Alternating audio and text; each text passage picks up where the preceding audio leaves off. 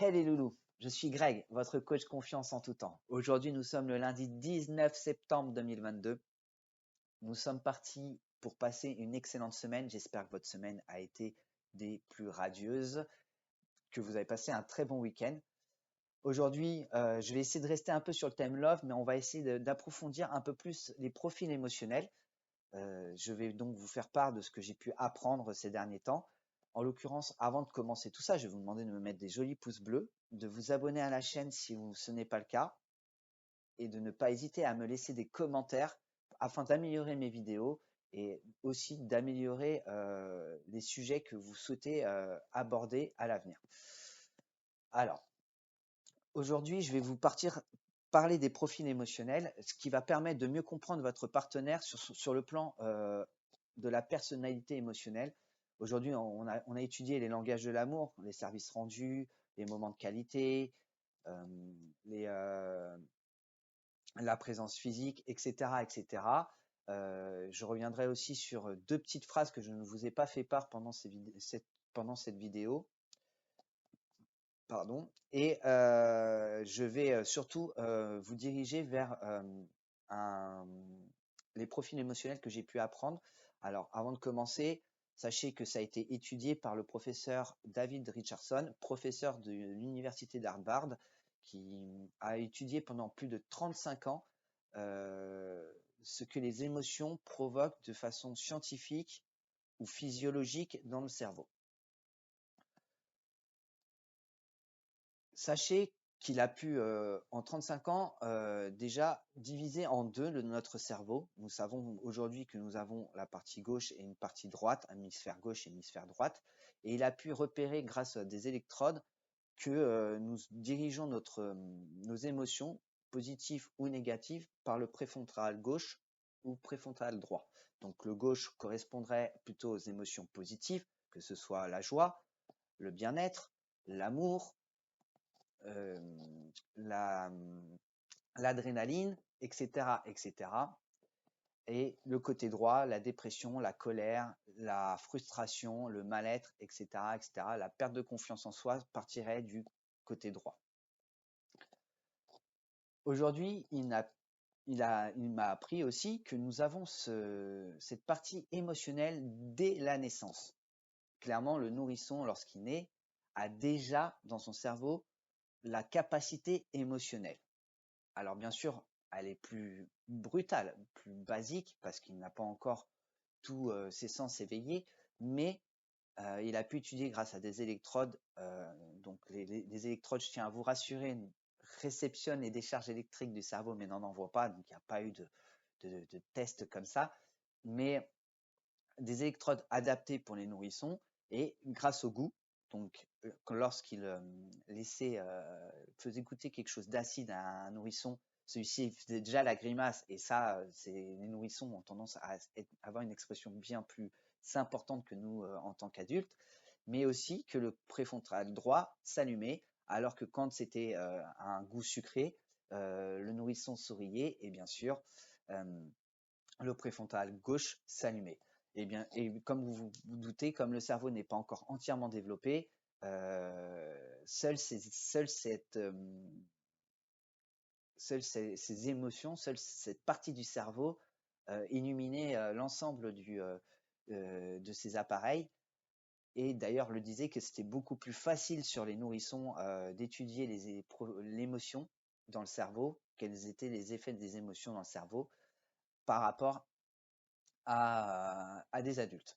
Alors sachez que à la base préfrontale envoie une information via des neurotransmetteurs aux autres parties du cerveau qui, eux, fabriquent tout ce qui est chimique et qui est diffusé après à travers le corps. Par exemple, il a pu étudier que les dépressifs perdaient beaucoup en défense immunitaire, tombaient plus facilement malades parce que justement, il y avait une perte de diffusion chimique, d'hormones chimiques à travers le corps.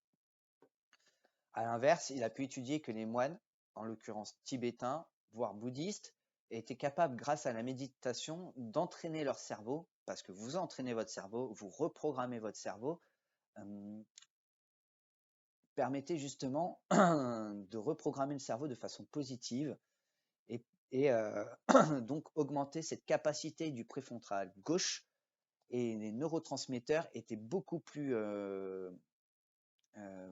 complexes que du côté droit, ce qui permettait une meilleure diffusion des bonnes hormones. Alors, qu'est-ce que ça peut vous apporter dans votre relation amoureuse?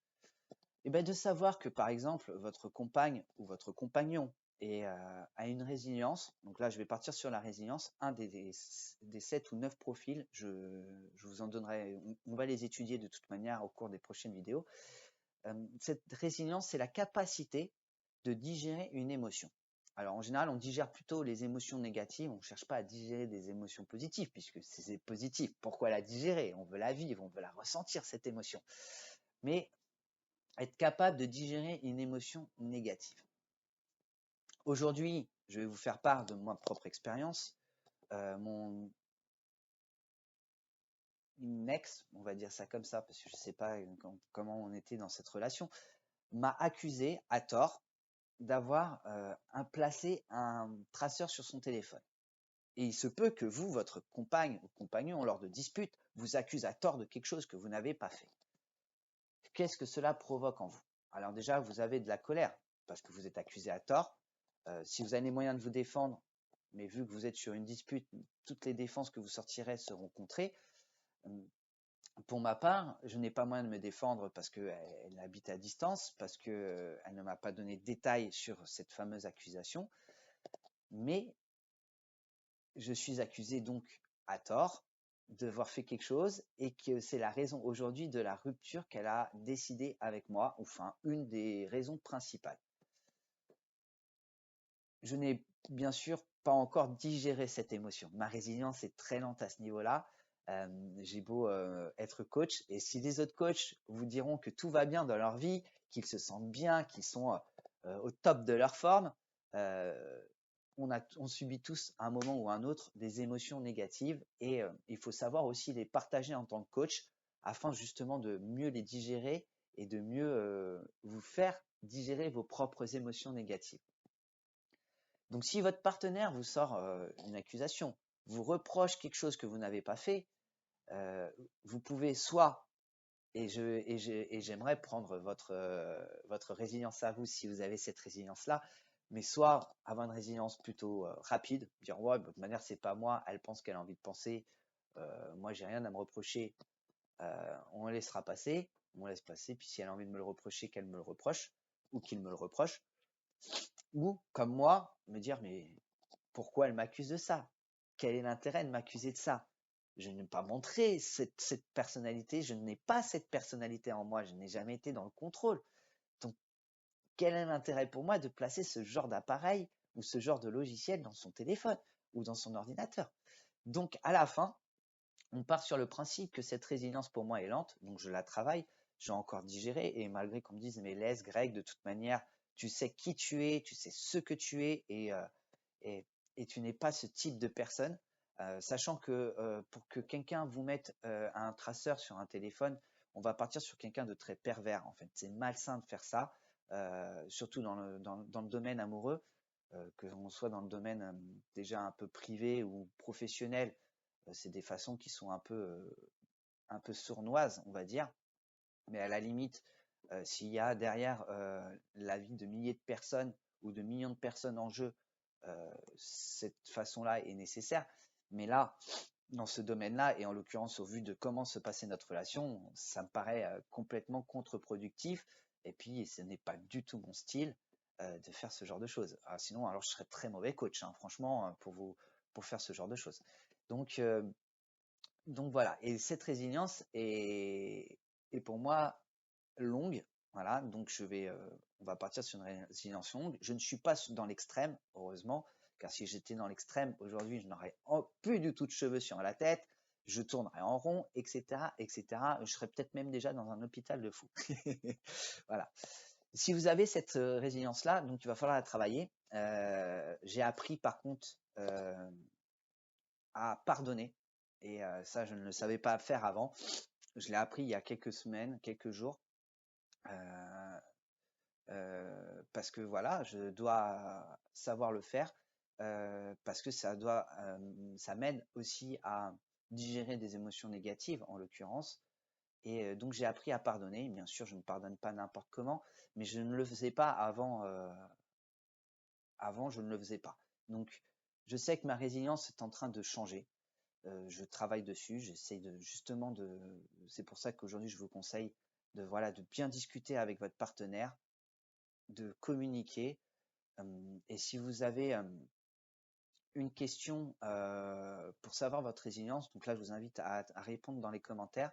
Je vais prendre un exemple qui n'a rien à voir avec l'amour, mais au pire, vous pouvez répondre à la question que je vous ai posée, enfin de l'exemple que j'ai pris. Si demain, votre partenaire vous reproche quelque chose que vous n'avez pas fait, combien de temps cela vous prendra-t-il pour que l'émotion de cette fausse accusation, de cette sensation d'être mis sur le banc des accusés ou d'être alors que vous êtes innocent, au bout de combien de temps cela descend en vous, au bout de combien de temps vous digérez cette émotion? Est-ce que c'est une journée, une semaine, un mois, une année? Pour ma part, ça fait déjà plus d'une semaine, donc je sais que ma résilience est un peu plus longue. Mais si par exemple vous mettez une journée, alors vous avez une résilience rapide, et tant mieux, parce que ça veut dire que vous savez contrôler vos émotions et que je vais apprendre à les contrôler aussi encore chaque jour. Donc voilà, si vous ne savez pas les contrôler, si vous avez du mal à les contrôler, je vous invite à aller voir un professionnel, un coach. Je pourrais vous dire que je serais bien placé pour vous le dire, mais en fait oui, parce que d'extérieur en tant qu'observateur, je suis beaucoup plus facile, c'est beaucoup plus facile pour moi de vous aider à gérer vos émotions que de gérer mes propres émotions. Et vous auriez plus de facilité à m'aider à gérer mes émotions. L'être humain est un bien meilleur conseil lorsqu'il est extérieur à une histoire ou à des émotions. Donc voilà, donc n'hésitez pas à faire appel à des professionnels qui vous aideront à gérer ces émotions, que ce soit des psys, des thérapeutes ou bien des coachs ou des conseillers personnels. Je vous invite aussi à vous poser, alors je vais revenir sur les langages de l'amour. J'avais 2 questions que je n'ai pas mis dans les langages, donc je vous invite à suivre ces questions. Première question que vous devez poser chaque semaine à votre partenaire, c'est quels sont ses besoins du moment? Deuxième question que vous devriez poser, comment puis-je les satisfaire? Nous ne lisons pas dans les pensées de l'autre. Et c'est impossible. Et même dans la plus grande fusion possible où vous ressentez l'émotion de l'autre, vous ne lisez pas dans ses pensées, vous ne savez pas ce qu'il pense, vous ne savez pas comment il tourne sa réalité et quel type de film il se fait dans sa tête. Le fait de poser ces questions permettra déjà de connaître sa réalité et de vous adapter à sa réalité ou d'accepter ou de ne pas accepter sa réalité. Voilà. J'espère que cette vidéo vous a plu. N'hésitez pas à mettre des j'aime parce que j'en ai besoin. Lâchez des commentaires, j'en ai pas du tout. Et franchement, je ne sais pas par où partir, comment faire pour améliorer ma visibilité sur YouTube. Dans tous les cas, si vous pouvez me laisser des commentaires, ça me fera très plaisir. J'y répondrai systématiquement. Et je vous souhaite une très bonne semaine. Je vous dis, je pense à lundi prochain. Je ne sais pas encore si je serai aussi motivé qu'aujourd'hui. Mais je vois que je récupère cette fameuse envie de vous partager toutes mes connaissances en matière de love, mais en matière de profil émotionnel qui sont très liés. Vous allez vite comprendre pourquoi. Et je vous souhaite une très bonne semaine. Bye les amis.